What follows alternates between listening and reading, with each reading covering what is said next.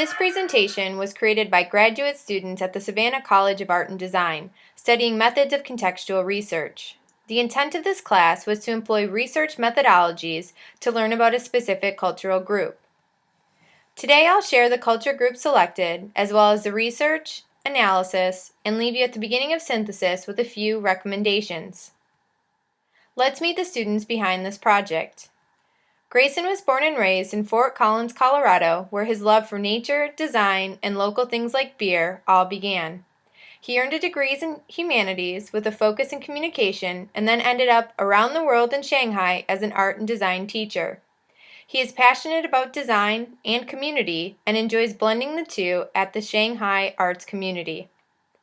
AuBree is an only child from a town called Freeland in Michigan.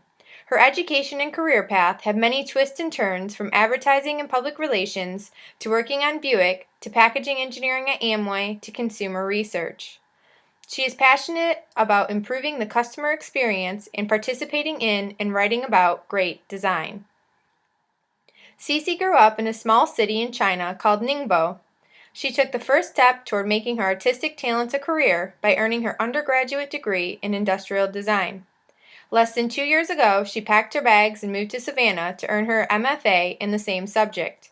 She is passionate about bringing form to design with her expertise in foam, vacuum forming, and clay modeling. 10 weeks ago, the team started to brainstorm cultures to study in their research. They came up with unconnected ideas like wedding dress shoppers, artists in communities, and procrastinators. Then they realized that brewing was of interest to 2 of them, so they spun a good idea and came up with something else brewed: coffee. With cafe owners now the client on record, the team took to their neighborhoods to find out who those customers were that stayed at coffee shops for hours. The team refers to these customers as cafe campers. They each selected a cafe, or 3, to conduct their research at. Grayson was in Shanghai at Wagas, Buna Cafe, and Seesaw Cafe. AuBree was in Grand Rapids at Bigby, and Cici at Foxy Loxy Cafe in Savannah. With coffee in hand, the team decided they wanted to assess the health of the cafe culture. Through secondary research, they found that campers have grown in number as connectivity became more readily available in cafes. The increase of customers who stay for hours while only purchasing one item has caused a tense, if not poor, relationship with cafes and campers. Given the current situation, the team saw opportunities to increase consumption among cafe campers while also mediating between campers and coffee shop owners to help both parties. But maybe the most impactful opportunity was to improve the environment and experience for campers so that they feel more valued and in return purchase more items and come back more frequently. So the questions that led the research included: what is cafe camping? Who does it and why? What's the allure of cafe camping? When and where does camping take place? And finally, how can cafes better accommodate the cafe camper? To answer these questions, the team visited their cafes and became campers themselves, studying or working at their cafe as a part of their participatory research. They also observed to understand the rituals of the cafe and its campers using the fly-in-the-wall technique. They conducted interviews with the cafe managers and employees, campers and non-campers alike. Then they facilitated an exercise where they had participants design their own cafes, placing tables, chairs, power outlets, lighting, and more in their ideal locations. These participants also selected services that they most liked, like headphone rentals, Wi-Fi, or computer terminals.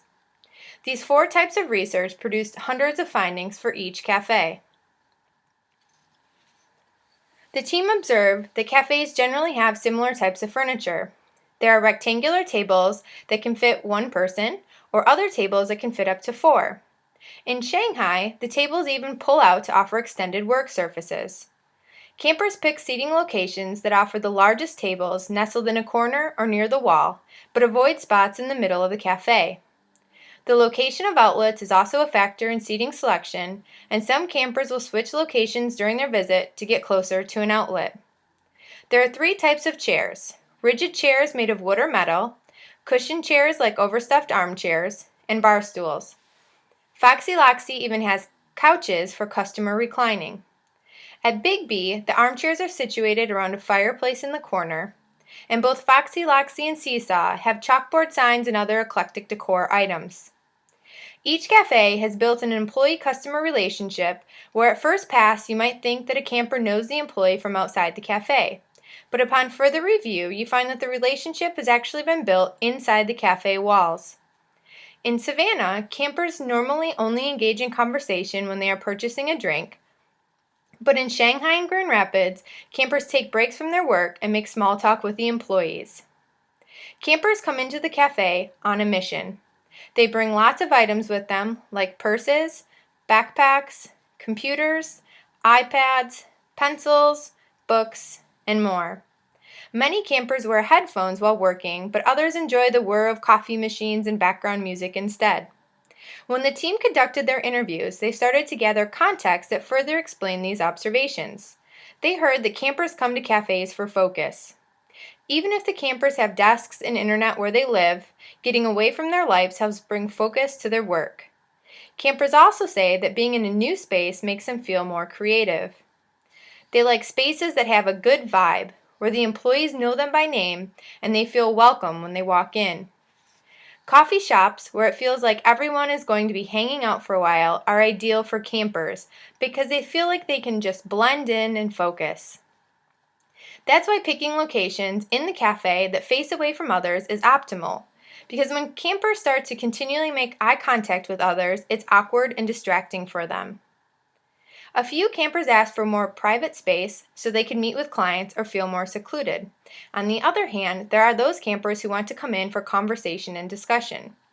Interviewees felt that those campers who wanted to talk would sit near the barista, where the area is already more noisy, leaving the corners of the cafe for those campers who wanted to work. Campers feel the etiquette is to buy at least one beverage when they first walk into the cafe. At Seesaw and Foxy Loxy, waitstaff comes to the table to clear empty cups and also to find out if the camper needs anything else. Tableside assistance has varying evaluation. Some campers don't appreciate the interruption, while others don't mind as long as the service is not off-putting, and others wish the service was more attentive because they would probably order again, but no one comes around. At Big B, it's a very small footprint.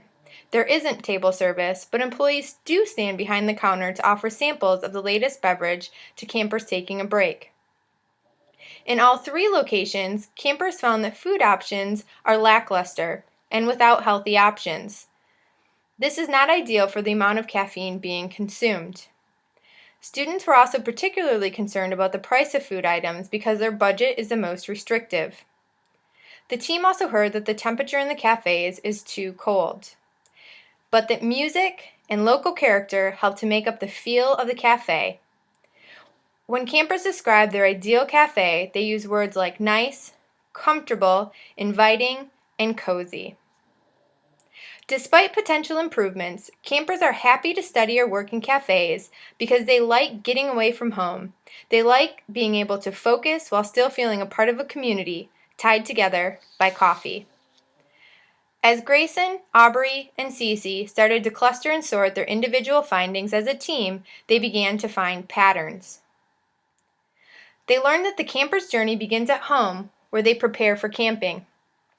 The journey is about 11 steps and includes the camper orienting themselves while ordering a beverage and scoping out the best available seat. Campers take breaks a few times during the visit and finally pack up before exiting the cafe.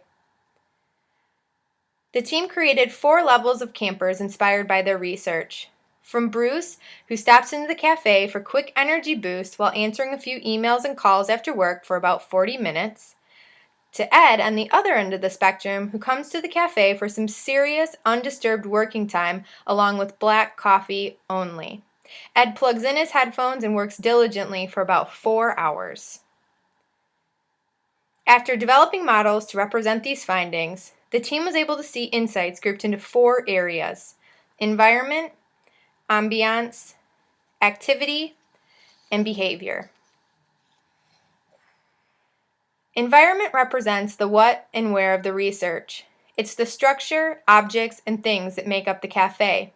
The team realized there are opportunities to streamline the cafe layout in order to accommodate for the different tasks and types of campers. Potential solutions for the environment include dividing the cafe for both quiet and communal campers. Cafes can do this by placing long tables with plenty of space and outlets near the barista and saving those corner spaces or wall spots for campers who want private or quiet space.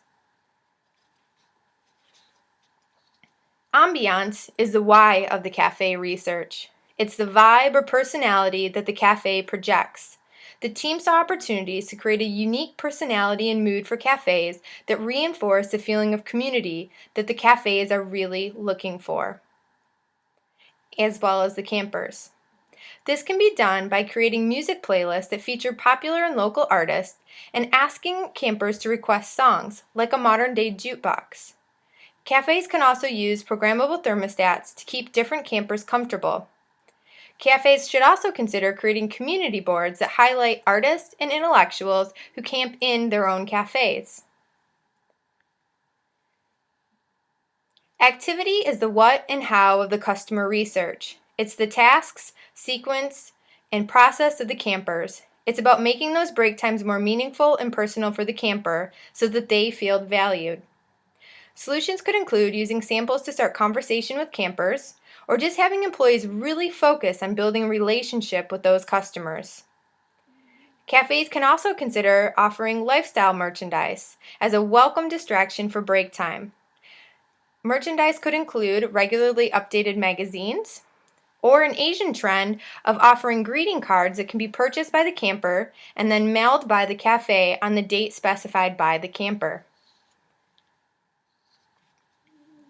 Behavior represents the why of the customer research. It's the motivations, emotions, and feelings of the campers. Promoting empathic behaviors that reinforce customer service and appropriate etiquette for campers is an opportunity to create a symbiotic relationship that benefits both cafes and campers. Solutions here are offering food choices that matter, like fruit of the day or trail mix bars. It's about creating a vision and values for the cafe and doing this with loyal campers. It's about hanging those values in the store for employees and customers alike to see. It's about training employees in how to offer customer service that lives the values of the cafe. Renewing the cafe experience is all about building a better, more reciprocal relationship between campers and cafes. It's about understanding the perception and desires of each party in order to have the best cafe experience possible. So in addition to the solutions recommended previously, the team also wanted to share ways that cafes could gather that understanding from their customers by using these same ethnographic research methods. Cafes should consider training employees on how to do fly-on-the-wall observation by taking notes during their shifts of the activities and behaviors of the customers. Employees can keep a logbook behind the counter to track their findings. Cafes can also consider, as a part of the customer service training, teaching employees how to ask questions that will help cafe owners learn where the customer experience can be improved. Cafes should also engage their customers to ask for that feedback by putting out a suggestion jar and encouraging suggestions by doing drawings each month for free coffee. Change those cafe services and offerings frequently based on the customer suggestion in order to keep campers engaged so they will always have a fresh experience in the cafe and they won't tire from returning. The team found opportunities and solutions in this project by searching out similarities in their global research. Cafes can benefit by taking these same research techniques into action in their own cafes and looking more closely at the findings that speak specifically to the culture in their cafe where unique opportunities and solutions may exist. On behalf of Grayson, AuBree, and Cece, I would like to thank you for viewing this presentation and hope that you found the cafe camping culture interesting and full of designed opportunities. Thank you.